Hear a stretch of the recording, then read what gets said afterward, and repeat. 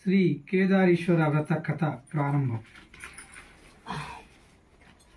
శ్రీమద్ కైలాసమున వజ్రములు, వైఢూర్యములు, మకర తోరణములు, మాణిక్యములు, పచ్చలు, పగడాలు, నీలాలు, గోమేదికాలు, పుష్యరాగంబులతో, నవరత్నములతో, రజిత సువర్ణంబులతో కొలువయున్న సమయమున పార్వతీ పరమేశ్వరులకు వలపల బ్రహ్మయు, దాపల విష్ణుండు, ముందర వినాయకుండు, కుమారస్వామియు అష్ట దిక్పాలకులతో కొలువయున్న సమయమున సకలమైన వారు సాష్టాంగ దండ ప్రమాణములు చేసి మా కెల్లెరకు సకల భాగ్యంబులు కలుగు దేవర శ్రీపాద పద్మంబులు చూపు వ్రతంబు ఆనతిమ్మనిన వారికి పరమేశ్వరుండు చెప్పతొడిగిన మహాదేవి కథాక్రమము ఎలాగంటేను, ఆశ్వీజ బహుళ అమావాస్య నాడు ఉదయాన లేచి స్నాన సంధ్యానుష్ఠాంబులు తీర్చుకొని ధౌత వస్త్రములు ధరించుకొని నియమమానసులై దేవుని దగ్గరనే కాని మరి వృక్షం కిందనే కాని పార్వతీ పరమేశ్వరును నిలిపి వలపల బ్రహ్మయు, దాపర విష్ణుండు, ముందర వినాయకుండు, కుమారస్వామి ప్రమద గణంబులతో నింపి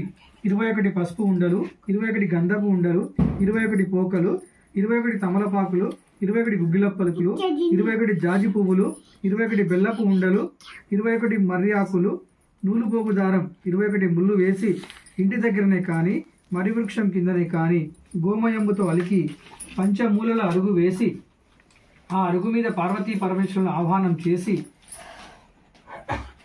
పూలు దారం తీయకుండా ఎదుట పెట్టి సువర్ణ పుష్పాలతో పూజించి ఈ కథ విన్న వారికి సకల సౌభాగ్యములు సిద్ధి పొందునని ఆ పరమేశ్వరుండు చెప్పిన క్రమానుసారం శ్రీదేవి నోమితేను ఆ దేవదేవుని యందు అర్ధనారీశ్వరియను, గంగాదేవి నోమితేను ఈశ్వరుని యందు జటాజూటమునందు ఉండగలిగినది, ఉషాదేవి నోమితేను అనిరుద్ధుని గైకొనను, రమాదేవి శ్రీరాముని గైకొనను, శశీదేవి నోమితేను దేవేంద్రుని గైకొనను, దేవేంద్రుని నోమితేను స్వర్గానికి రాజయ్యను, కిన్నెర కింపురుషుడు నోమి కేచరత్వం ధరించిరి,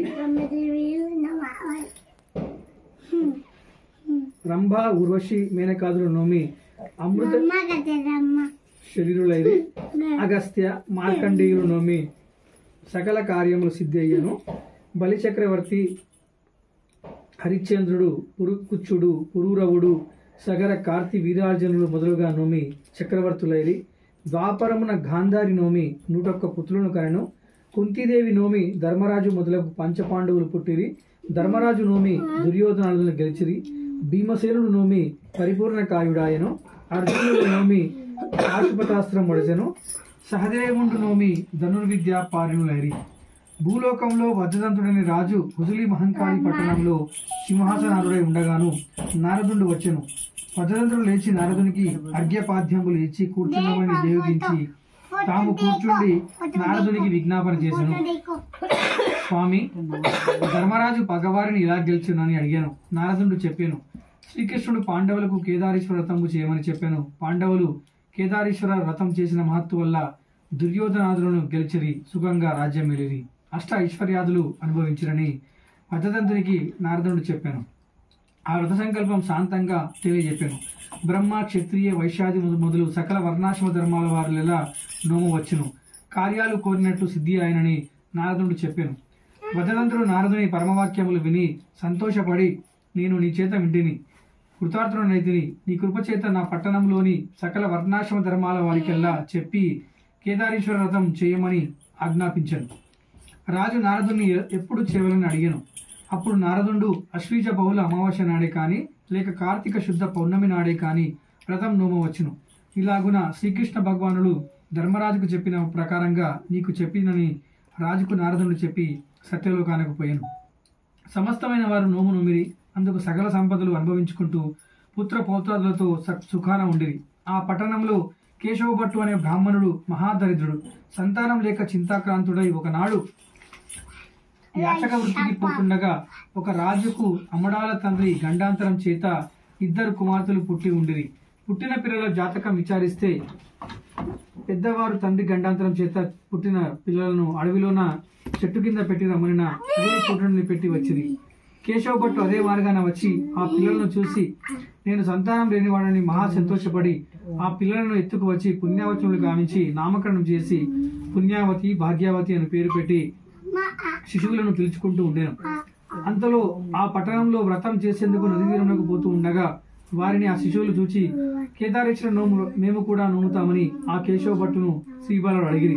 ఆ కేశవ భట్టుకు నోము నోమించేందుకు ద్రవ్యం లేక ఊరికెనుండెను. అంతలో శిశువులు పట్నం బయలువెళ్లి ఒక వనంలోకి వచ్చి ఆ వనంలో ఒక మర్రి చెట్టు కింద మంటితో 5 మూలల అరుగు వేసి ఆ అరుగు మీద మంటితో పార్వతీ పరమేశ్వరులను ఆహ్వానం చేసి 21 మర్రి ఆకులు, 21 తమలపాకులు, 21 మర్రి పండ్లు, 21 పోకలు, 21 పసుపు కొమ్మలు, 21 మర్రి ఊరలు, 21 నులుపోగు దారంగాను, 21 శ్రీగంధపు ఉండలు, 21 మంటి బూరెలు, 21 ముళ్ళు వేసి తమ తమ యథాను శక్తి చేత షోడచోపచారములతో ఆ నోము నోమిది. ఇంతలో పార్వతీ పరమేశ్వరులు అంతరిక్షాన పోతుండగాను ఈ పిల్లల నోము మహాభక్తి చేత నోమిరని సంతోషపడి వారు ఐశ్వర్యంలో సంగిరి. అప్పుడు మంటితో వేసిన అరుగు బంగారు అడిగేయను, మర్రి ఆకులు తమలపాకులయ్యను, మర్రి పండ్లు పోకలయ్యను, మట్టితో చేసిన బూరెలు మంచి బూరెలయ్యను.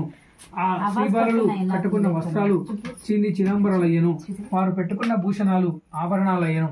ఆ పిల్లలు వ్రతం నోమిన మహత్తు చేత కేశవ భట్టు అపార ఐశ్వర్యములు కలిగి సంతోషంగా ఉండెను. భాగ్యవతి రాజును పెండ్లాడను. అప్పుడు సకల భోగభాగ్యాలతో ఉండిరి.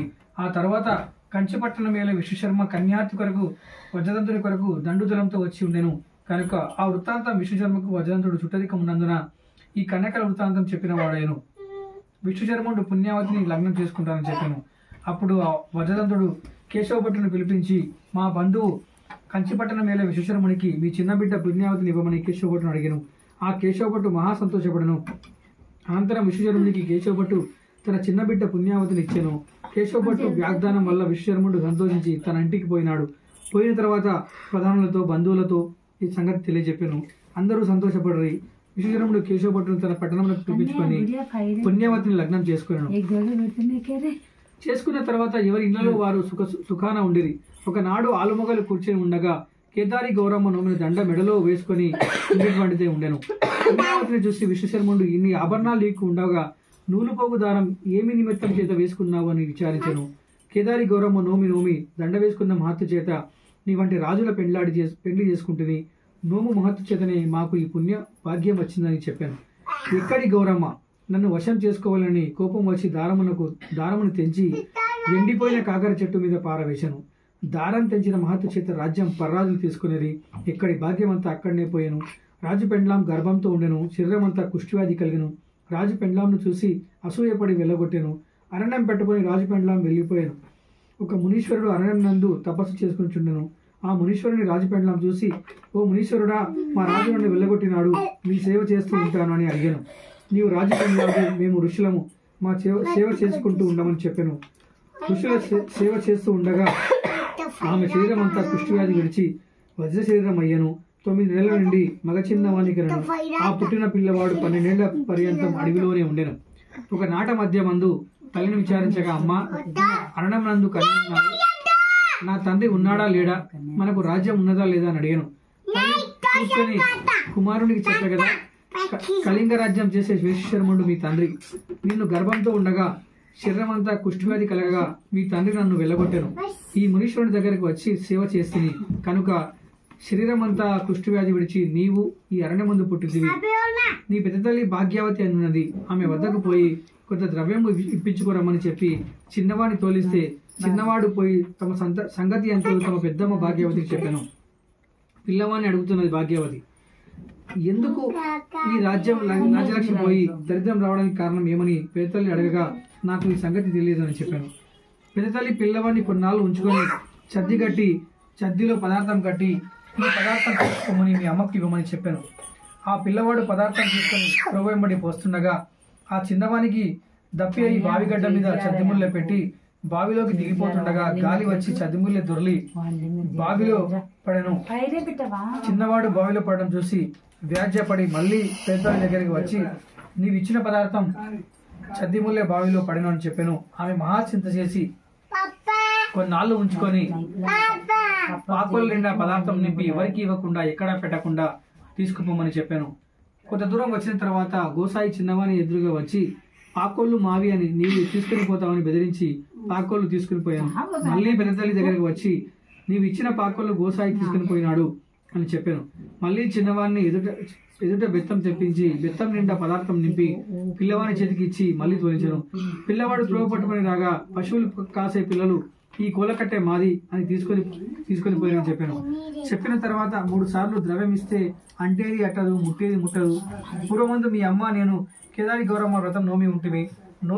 నోము మరచిన మహత్తు చేత మీకు దరిద్రం వచ్చినది అని దీపావళి అమావాస్య నాడు ఆ పిల్లవాని చేత కేదారి గౌరమ్మ నోము నోమించి పిల్లవాని మెడలో దండ వేసి మళ్ళీ పదార్థం ఇచ్చి ఈ పదార్థం మీ తలకి ఇవ్వమని చిక్కువలించాను. పిల్లవాడు త్రోవ పట్టుకుని రాగా బావిలో పడ్డ చద్ది ముల్లె గంగా భాగీరథి ఇచ్చాను. ఆ ముల్లె తీసుకుని ముందరికి రాగా గోసాయి వాడు తీసుకుపోయినటువంటి పాకోళ్ళు పిల్లవానికి తెచ్చి ఇచ్చాను. ఇంకా కొంత ముందరికి రాగా పశువుల పిల్లలు నీ దుడుకల నీది నీవు తీసుకుపోమని చెప్పింది. ఇవన్నీ తీసుకొని తల్లిదండ్రుల వద్దకు వచ్చి దండం పెట్టి నోమినటువంటి దండ మెడకు వేసి పదార్థం తల్లికి ఇచ్చి పూర్వమందు మీ అక్క నీవు కేదారి గౌరమ్మ నోమి ఉంటారట. నోము మరిచిన మహత్తు చేత అంటేది అట్టదు ముట్టేది ముట్టదు ఏటేటా మరవకుండా చేయమని చెప్పాను. కొడుకు నోమిన మహత్తు చేత పర్రాజులు ఆక్రమించిన రాజ్యం తమకు తామే రాజ్యం విడిచిపోయింది. అప్పుడు ఆ రాజు నా పెండ్లాము వెళ్ళగొట్టి ఉంటుంది ఎక్కడికి పోయినని వెతుక్కుంటూ అరణ్యం పట్టుకుని పోయి వెలకు ఒక మునీశ్వరుడు పెండ్లాం కొడుకు అక్కడ ఉండిరి. వాళ్ళని చూసి మునీశ్వరుని విచారించలేదా నీవు తపస్సు చేస్తావు ఈ పిల్లవాడు ఆ ఆడ మనిషి ఎవరిని విచారించను. ఆ మునీశ్వరుడు చెప్పే కదా నీవు రాజ్యభ్రష్టత్వం అయినప్పుడు యాకటి మనిషి ఉండగా వెళ్ళగొట్టి ఉంటివి. ఈ అరణ్యమున నా సేవ చేసుకుంటూ మగ చిన్న వానికనను ఈ చిన్నవాడు నీ కుమారుడు ఈ ఆడమనిషి నీ పెండ్ల నీవు తోలుకుని పొమ్మని చెప్పాను. అప్పుడు చేసుకున్న లగ్నం అబద్ధం ఇప్పుడు చేయు లగ్నం నిజమని పట్టణం శృంగారించమని చెప్పి బ్రాహ్మణులు దీవించగా భటులు పొగడగా లగ్నం చేసుకున్నటువంటి వాడయ్యాను. ఈ ప్రకారంగా కలియుగమందు కేదారి గౌరమ్మ ఎవరు చేసుకున్నారని ఇదే ప్రకారంగా బాధ్యం కలనని పార్వతీదేవికి ఈశ్వరుడు చెప్పిన వాడయ్యాను. ధర్మరాజుకు శ్రీకృష్ణుడు చెప్పేవాడయ్యాను. ఇది శ్రీ భవిష్యోత్తర పురాణ కేదారి గౌరమ్మ కథ సంపూర్ణం. శ్రీ కృష్ణార్పణమస్తు.